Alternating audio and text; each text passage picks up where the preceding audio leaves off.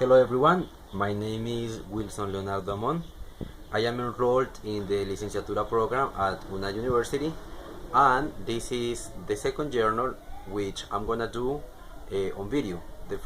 For the first journal, I thought it was a good idea to write, so I did, and I'm thinking that for the third journal, I'm gonna do a presentation on slideshows. So I am doing my 10th semester.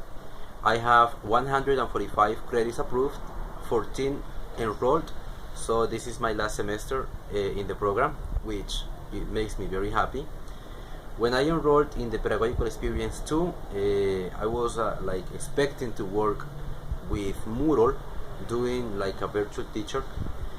But then I found out that I had to do virtual classes. I had never taught in virtual environments. It's been a great experience. I have had one, two, three, a maximum of 4 students. This is because the students are already adults. They have a job, they have a family, and sometimes it is difficult to combine all of those things in and doing it successfully. So, for example, the other day a student said to me, "Teacher, I can't be in the class today because I had a very difficult day. I am very tired and I am very angry. I was stuck in a traffic jam for like 2 hours. I just wanna take a break and go to bed." So I said, "Don't worry, man. You can do that, and the next day we can continue again." So maybe that's why students are not coming to classes every day regularly.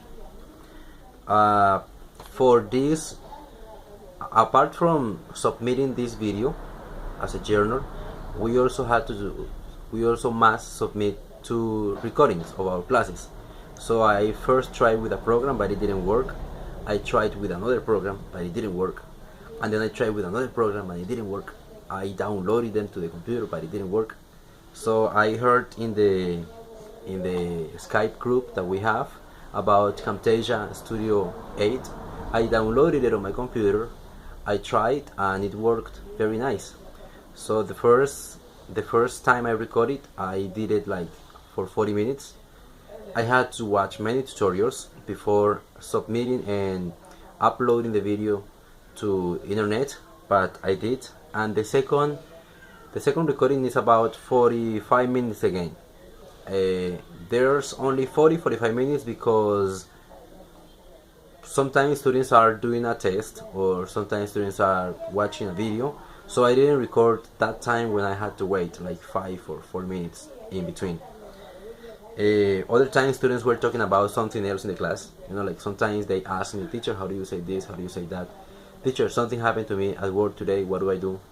So that's why I didn't record those things. I didn't record the 90 minutes of the class. Uh, the trying to make students speak sometimes is a little hard.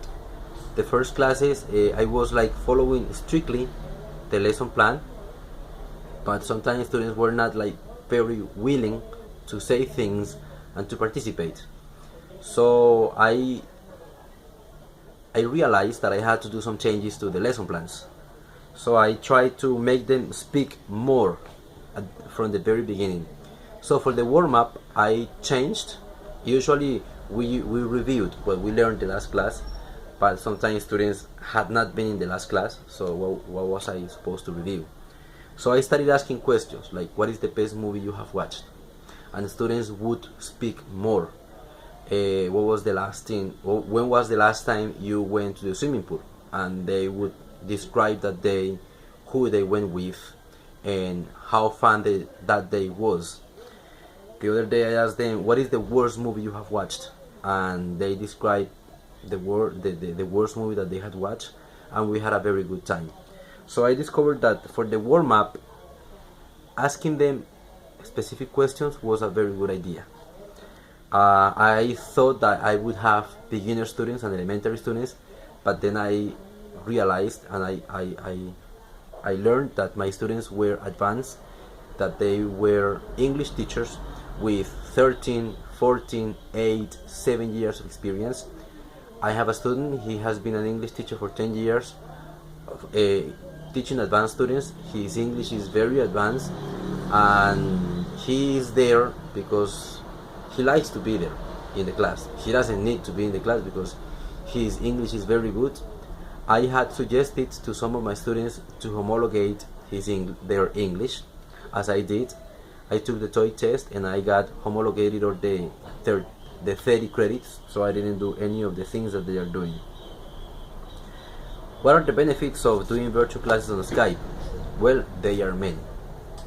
For starters, it is a new experience. I had never done that, and I never thought that I would do it, so it is a very new experience. A couple of years ago, like 2 years ago, someone suggested that I teach a guy or some guys on Skype. I said no because I had no idea how to do that. But now I think I am more ready to accept a challenge like that. I believe that the lesson plans that we did are very precise, are very helpful in guiding me and my students through the class.